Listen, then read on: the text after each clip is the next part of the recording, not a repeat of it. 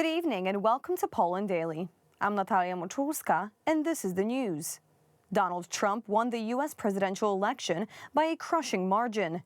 The president-elect is already getting down to business. Trump appointed his close colleague as the White House chief of staff, who will be the first woman to hold this prestigious post. Many analysts who thought Kamala Harris has a higher chance of winning are now looking for reasons behind her defeat. Interestingly, Kamala Harris's staff spent more on the campaign than Donald Trump. There ain't no doubt I love this way.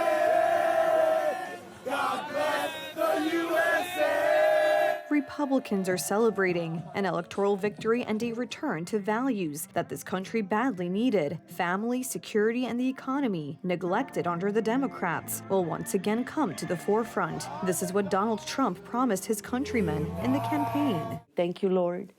Now it's official. Just to see the turnaround, and I still can't stop watching all the polls, everything. He won the popular vote. He won everything. He said it, he was going to do it, and he did it. People want here, they want jobs, they want a good economy, they want the inflation to go down, they want border security. It was a crushing victory, as Donald Trump is already assured of 312 electoral votes, because although Nevada and Arizona have not yet announced the results, only the Republican can win in these states. People have nostalgic memories of the Trump administration, especially with respect to the economy before COVID. And considering how important that was as an issue in this election cycle, there were a lot of voters who thought that Trump was going to do better on the economy. Republicans are one step away from taking full power in the United States. They are outclassing the Democrats in the congressional elections, parallel to the presidential ones. It is already clear that they have taken back the Senate and are likely to maintain their lead in the House of Representatives. Two biggest promises that he seems to care the most about involve immigration, with his promise to seal the U.S.-Mexico border, and his extensive talk about tariffs and trade.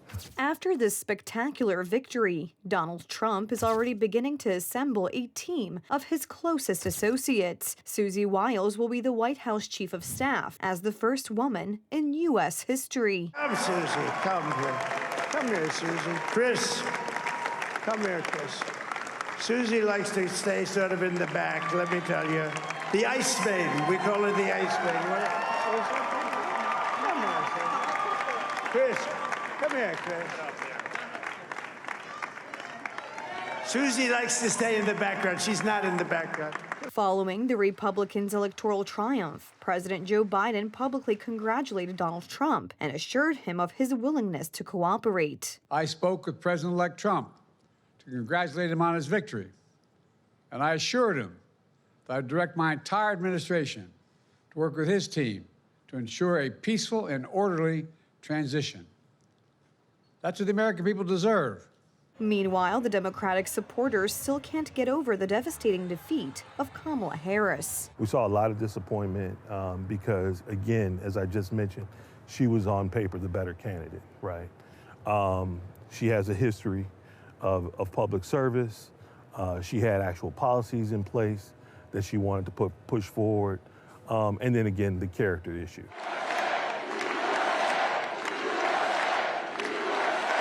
There is still time to celebrate. Donald Trump won't take office until the 20th of January, but Republicans are already preparing for reforms to make America great again. Prices are up, inflation is up, and employment is down. That's the summary of the economic situation in Poland in a nutshell. Ever since the zero VAT on food was abolished, the price hike has been felt by everyone. Better prospects are in short supply, as are key investments to drive the economy. The deficit later this year will be 50 billion higher than expected.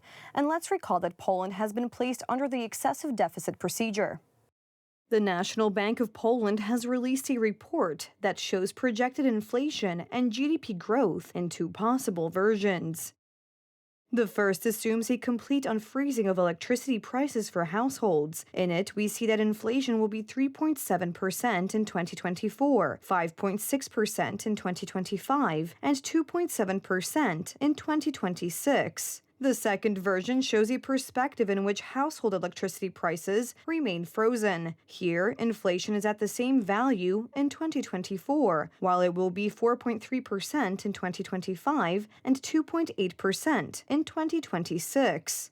The current level of inflation exceeds the inflation target of the National Bank of Poland. However, we realize that the sources of this increase are mostly independent of monetary policy. The National Bank of Poland has no influence on administrative and regulatory decisions regarding energy prices. However, all indications are that we are facing the first, much worse prospect for Poles. That's because Climate and Environment Minister Paulina Hennig-Kloska announced that today, in the situation of a stabilizing energy market, the price freeze must be gradually extinguished. Inflation in Poland depends not only on the actions of the Monetary Policy Council or the National Bank of Poland, but also on government decisions.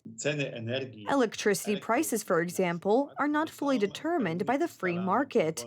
Instead, we have executive-imposed prices here. Higher energy prices mean higher prices for all goods and services. This is increasingly being felt by the Polish consumer. It's more expensive, definitely more expensive. It's getting a lot more expensive. Dairy products, fruit, in general, everything is getting more expensive. Meat, fish, it's still as expensive as it was. It's more expensive. From week to week, you can see it. Of course I feel it. There are many things I can't afford. On top of that, there is also the deteriorating condition of the Polish economy. The economic situation is worsening. It is not worsening drastically. It is not that bad against the background of the European Union and Western countries in general. On the other hand, what we assumed earlier, this positive scenario is not coming true, and there is a slightly worse scenario. One of the impulses that drives the economy is investment.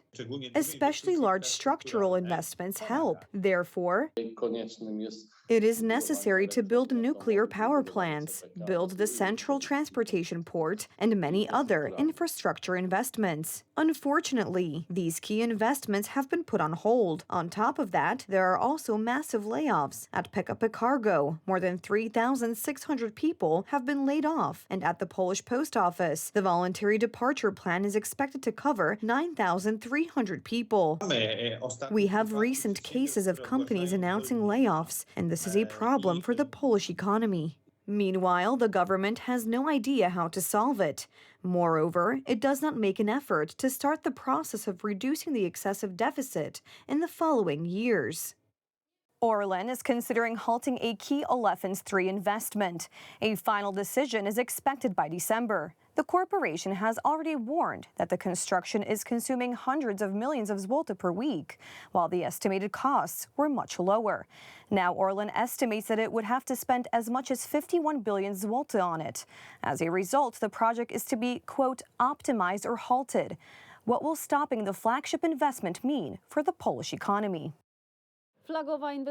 Orlen's flagship investment, the Olefins 3 project, may be stopped. Although Orlen's previous management talked about the most important, largest petrochemical investment in Europe, specifically in Poland, the current management aims to do the minimum, limit this investment, and maybe even stop it. Why? Today, I will take a closer look at the situation. This is a scandal. This is nothing less than the destruction of Orlen. This is nothing less than the destruction of the Polish economy, our future, and that of your children. For God's sake, I appeal to those who have influence over the makeup of Orlen's board of directors. Do something about this unorganized group, because they are plowing up our greatest champion, which we were proud of. This dramatic appeal by Orlen's former CEO was made for a reason. Orlen has issued an announcement regarding the Olefins 3 investment already underway at the Płock production plant. The company assumes, here quote, to optimize or even stop the project. The investment in its current scope, given its ever-increasing costs, the distant completion date, and the lack of promising prospects for the petrochemical sector in Europe, has no business justification and cannot be continued. Why? Orlen explains that a realignment of the scope and costs indicates an increase in capital expenditures and costs to as much as 51 billion zloty and a postponement of the deadline by another 3 years. I think this fits into a certain direction of industrial industrial policy, in which most of these new investments, and the investment in olefins is one of them, will rather be put on hold. The open secret is the main downside of the Olefins 3 investment. It was started by the United Right government. That is why its sense is now being questioned. It was the same with the construction of the Central Transportation Port, or Intel's factory in Poland. I would like to remind you that during the 8 years of our tenure, we were accused that investment expenditures in the Polish economy are still too low. While now hampering these large investments of a developmental nature, it simply means rolling back the economy. And it looks like political revenge is taking the upper hand over common sense and looking after the interests of not only Orlen itself, but the entire Polish economy. The Australian government's revolution on social media, and more specifically its use by children and teenagers. The plan is to ban the use of social media platforms for those under the age of 16. Many countries have already committed to restricting children's use of social media, but so far it is only Australia that has proposed the most strict solution. The Australian government's proposed legislation aims to mitigate the negative impact of social media on teens. Social media is doing social harm to our young Australians, and I am calling time on it. The safety and mental health of our young people has to be a priority.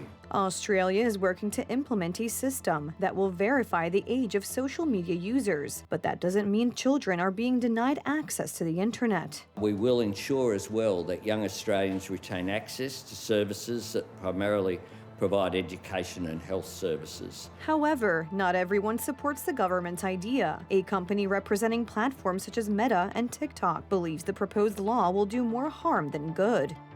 Instead of blocking access through bans, we need to take a balanced approach to create age-appropriate spaces, build digital competence, and protect young people from online harm. The use of new technologies and social media is a daily activity for young people. It would be better for the teenagers to decide for themselves, in the freedom of their own conscience and choice, taking into account all the pros and cons, whether they want to have an account on a particular social network or not, and assessing the risks, and making their own decisions.